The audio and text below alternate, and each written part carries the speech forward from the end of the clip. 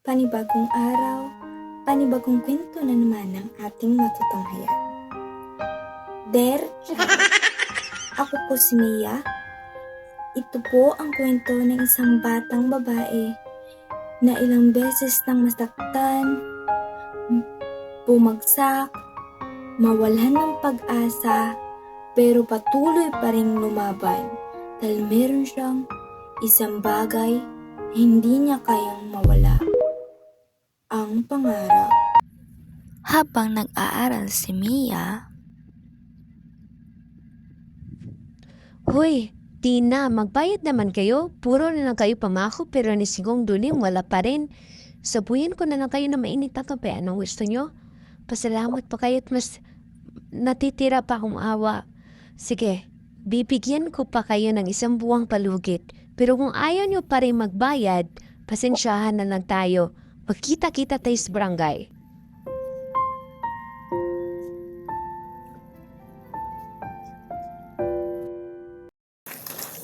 kami po ay 5 magkakapatid.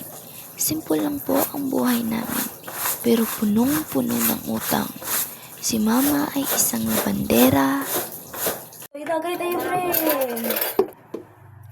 Ang aking tatay naman ay isang lasenggero. Umuwi na ako. Pagkain ba dito? Wala na namang pagkain. Di ba sabi ko sa inyo? Maglaan kayo ng pagkain para sa akin? Ako to ng hanap buhay, wala kayong silbi. Ikaw, Tina, at hindi ka para kapakan ng pagkain para sa akin. Pandaw, di kayong ambisyosa. Sarili niyo lang ang nitindi nyo. Mag-asawa kayo, dapat asawa niyo yung pinagsilbihan nyo. Inis. Itay, Ikaw ba? tama na Huwag po. kang magkasalita-salita ha. Hindi kita tinanong. Tinanong po yung nanay mo. Ikaw, Tina, kapag umuwi ko,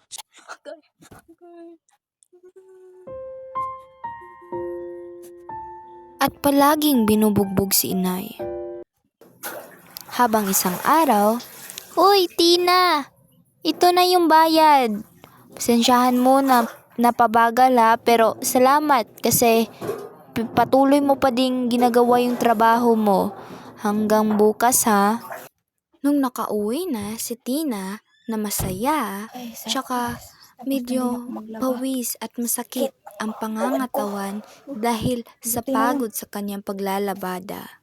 May sweldo na ako para to sa kinabukasan ng aking mga anak.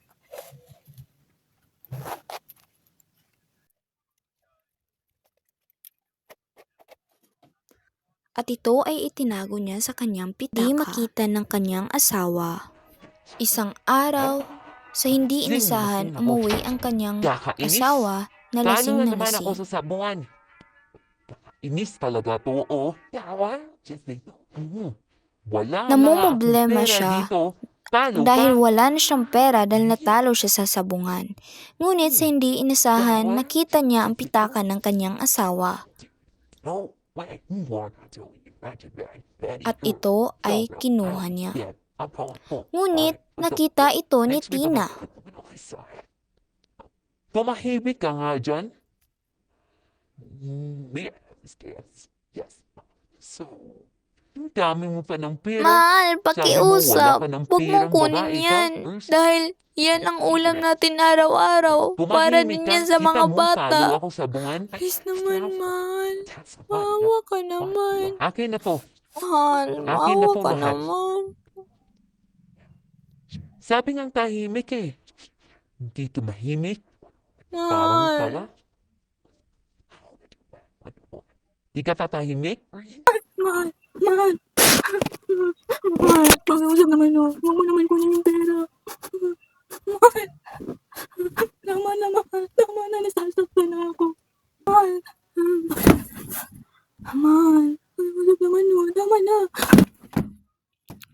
Nang makaawa si Tina sa Ibibigay mo kanyang mga babae. asawa na huwag Dami mo pang kunin sasak. ang pera. Ibigay mo. Ngunit sa Hindi, bandang parang ganito. huli, siya ay nawala. Ganun na lamang at umalis ang kanyang asawa.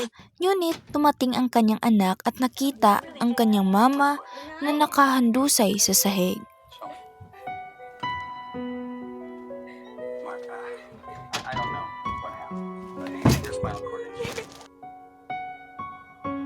Nay. Bibili kami, Nay. Tulong! Tulungan niyo naman kami. Pero bago ang lahat, please subscribe, like, and comment down below kung ano yung isi-share niyo. Tulong! Tulungan niyo naman kami. Tulong! Nay. Dok, tulungan niyo naman kami. Tulungan niyo naman nanay ko, Dok. Tulungan naman kayo. Relax lang po muna po kayo, ma'am. Dito lang muna po kayo. Sigurado ako magiging okay po yung nanay nyo. Iha, nanay mo po ba yung pasyente? Opo, Dok. Kamusta na po ba siya? Iha, mabuti na po ang lagay ng nanay. Magaling po ba, Dok? Mabuti naman po. Pero, Dok, pwede po ba magtanong? Ilan po ba yung babayarin dito sa hospital? 5,100 po. Okay. Sorry po, Dok. Ang taas naman po yun, Dok. Pwede po ba na patawad lang kahit konti, Dok? Kasi 5K is, ang mahal po talaga ng 5K, Dok. Para sa amin, mahirap lang po kami, Dok. Naintindihan kita, Iha. Pero, pasensya na talaga. Kasi, yun talaga yung patakaran dito sa hospital. At, Iha, kung gusto niyo naman na maka-discount kayo, pwede din naman na pumunta kayo sa HR para maghingi ng PhilHealth if may PhilHealth kayo.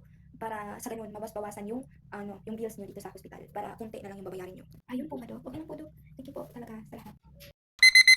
Madaling araw pa lamang ay gumising na si Mea para makapaghanda at para makabenta ng maaga ng pandesal bago pumunta sa eskwela. Para makatulong sa kanyang ina at para meron silang ulam. Tinapay po. Ano po? Ito po. Tinapay po. Bili na po kayo ng tinapay po. 5-5 lang po. Iha, Tinapay po. pabili nga po ng tinapay. Ay, sa wakas. Naubos ko na din yung tinapay ko. Anong oras na ba? Hala. Mag-alas 8 na. Late ako sa pasok ko.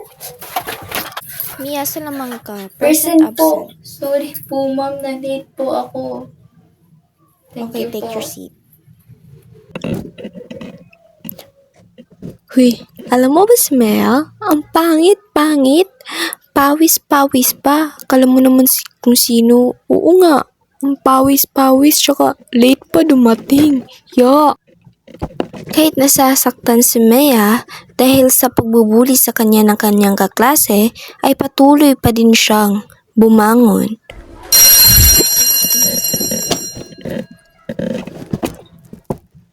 Mia, salamang ka. Can I talk to you a little bit? Ano po ba yun, ma'am?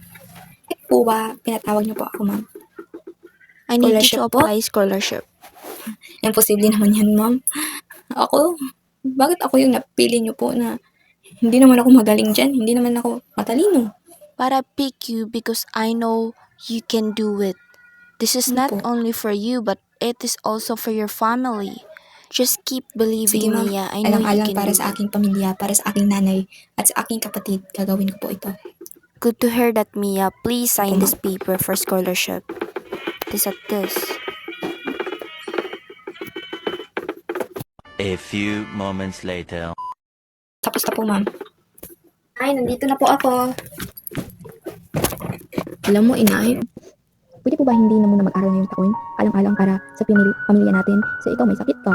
Si tatay naman, palagi na lang umiinom. Hindi na natin alam kung saan nga siya ngayon. Tsaka ang ating kapatid na ang bata-bata pa nila. Sino ba, wala pa tayong pagkain? Yung hospital, ang daming babayarin. Tsaka yung mga utang natin, hindi pa nababayaran. Eh di, pinabigyan na muna tayo ng isang buwang palugi. Kung paano naman tayo makakaligtas nito, inay? Ikaw, may sakit ka. Ako, bilang isang matanda, inay, I will do my best. I will sacrifice yung pangarap ko para lang sa kapatid ko, para lang na may pagkain lang tayo, nay. Inay, nakakapagod eh. Nakakapagod, nay. Pero kakayanin ko. Kasi inay, para lang din naman to sa atin. Sa pamilya natin. Nak, pasensya ka na, nak, ha? Na, ganito na yung buhay natin. Pasensya ka na dahil nagkasakit ko. Pasensya ka na, nak, dahil ang bata-bata mo ka, nak. Tapos ang dami mo pang problema dahil lang sa atin. Dahil lang sa mahirap tayo. Pasensya ka na, nak, ha? Isa akong pabayang nanay. Pero, nak, kahit pa anong man ang pagsubok na ating harapin ngayong taon, nak, huwag kang manatili kang manalig sa Diyos.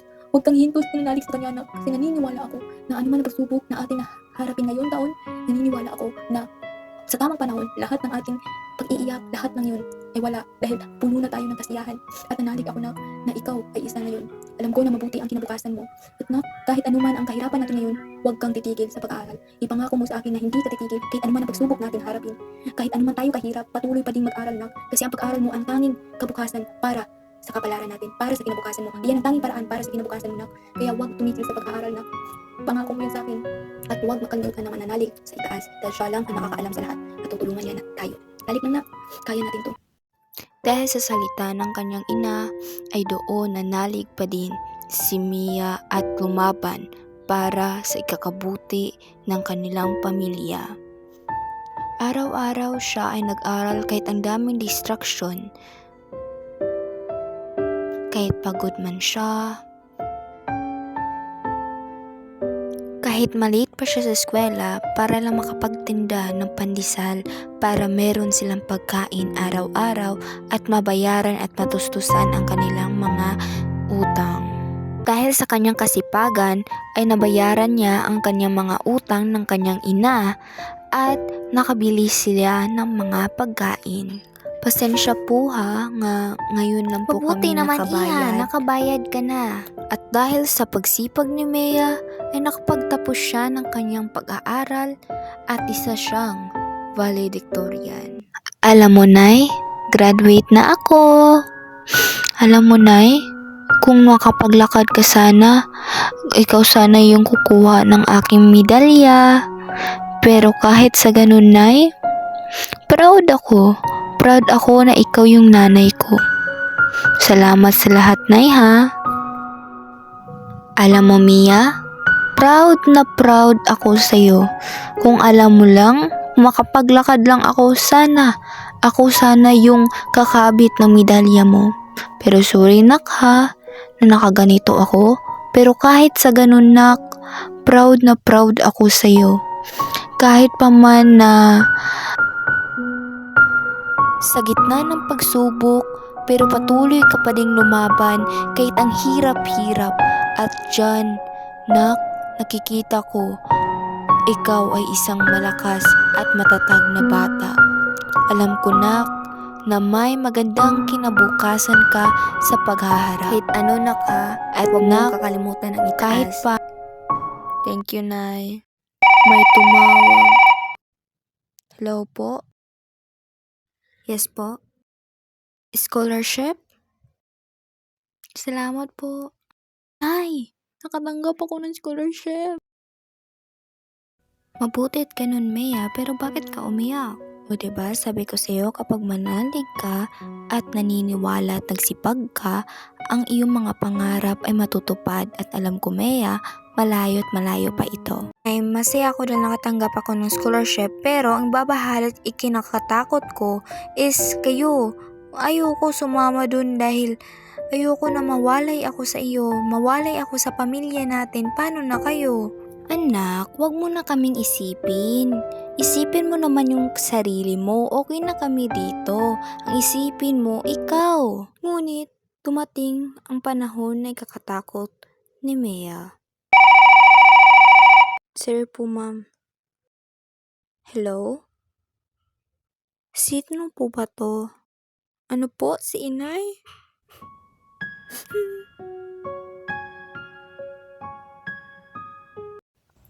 Inay naman, daya mo naman. Iniwan mo na agad ako. Paano na ako?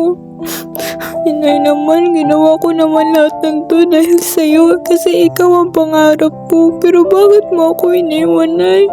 Hindi pa tapos yung lahat. Inay, bakit mo naman ako iniwan? Paano na ako? Ngunit naalala ni Mea ang sinabi ng kanyang ina na kahit anuman pagsubok ang darating, patuloy pa ding lumaban at maging matatag at doon humugot ng lakas si Mea. At dahil sa kanyang kasipagan na kahit anumang pagsubok ang kanyang dinanas, ay patuloy pa rin siyang lumaban at ngayon isa na siyang ganap na doktor. At pinag-aral niya din ang kanyang mga kapatid at sila ay meron ng kanyang trabaho. Ngunit Opo. dumating ang panahon Opo. na hindi inasahan Ito ni po ba Mea. yung bahay ni Mia? Pwede po ba siyang patawagan kahit saglit lang? Sige po, tay. Saglit lang po. Yes po, kailangan po itong gamot na to inumin niyo po kasi po iyan po ang nagpapalakas ng ating sistema at ang iyong kalusugan po para po maging magaling na po kayo. Salamat po. Tao po. Pasok. Dok, may naghanap po sa'yo. Sino daw? Matanda Matanda? po. Itay? Itay! Mia? Anak? Sorry anak ko. Ngayon lang ito nakakapunta. Sorry kasi pinapayaan ko kayo ng bata kayo. Pero anak, ayaw niyo naman ako kausap. Sige, aalis na lang po ako. Okay lang. Okay. Basta Kasalanan ko din naman to nung una eh. Kasi iniwan ko kayo. Naging wala akong hiyang ama, walang silbi, at puro na lang tuwa yung iniisip ko without thinking of what is my family's feeling. And I'm really, really sorry about it. Tawa din ako, sensya ka na if nasa huli na yung pagsisisi. Hindi ako pumunta dito na dahil gusto ko ng pera mo. Pumunta ako dito kasi gusto ko na mabalik yung dati. Gusto ko anak kung ano man yung nasayang natin dati, mababalik pa natin yun. Na hindi pa ako sa mundo. Gusto mo, pero if ayaw nyo, sige, naiintindihan ko din naman ko kayo. Ayos na. Itay, alam mo kung Itay, na dati, hate kita. Gusto ko magalit sa'yo. Gusto ko kitang saktan. Kasi iniwan mo kami. Pero alam mo Tay, kahit pa man, nandito sa mundo, kahit balik-balik na rin pa yung mundo, ikaw pa din yung tatay ko. Kahit gaano ka man, kamasama, ikaw pa din yung tatay ko. Itay, gusto ko din. Gusto ko din na mabalik. Hindi man natin mabalik. Nung una, mabalik natin yung mga nasayang na oras. Dito sa mundo nung kami ay bata. Pero mababalik pa din natin ang pagmamahalan natin sa isa't isa tayo. Yung pagmamahal natin, yung pagmamahal mo para sa pamilya mo, mababalik pa din natin. Ano to kay Tay? Alam mo Tay? Proud si Inay. Masaya si Inay. Kasi natupad ko yung mga pangarap ko, pangarap ng aking mga kapatid, at nakakapag-aral na din sila. Natupad na yung mga gusto nila. At alam mo Tay, proud din siya. Kasi nagbalik ka. Kahit man ano ka man kasira, kasama, pero inisip mo pa din yung pamilya mo. Kahit man noon ay sobrang sama mo, pero napapatawad kita Itay. Alam ko na proud at masaya si Inay nun. Minsan nga nagpapaisip ako bakit kinuha si Inay ng umaga na siya yung dahilan ng aking mga pangarap. Siya yung reason that I can stand alone. Pero as I grow older, I realize na maybe na kinuha siya sa Lord kasi may purpose si Lord. Kaya Tay, kung ano man ang ating kahinatnan noon, kalimutan na natin yun at we focus on what we have today. Hindi man natin yan mababalik, pero I know na mababalik pa din natin ang ating mga nasisirang pagmamahal kasi we are family. Kung may pangarap ka, hawakan mo yan ng higpit. Kahit minsan, para bang mas madali na lang sumuko. Kasi minsan, yung pinakamasakit mong luha, yun din ang dahilan kung bakit ka numuti ng totoo sa dulo. Ako po si Mea, at ito ang kwento ko. Kwento ng luha, ng tawa, ng pangarap, at tagumpay. Dito lamang po sa Der Charot. Hanggang sa huli, kaibigan.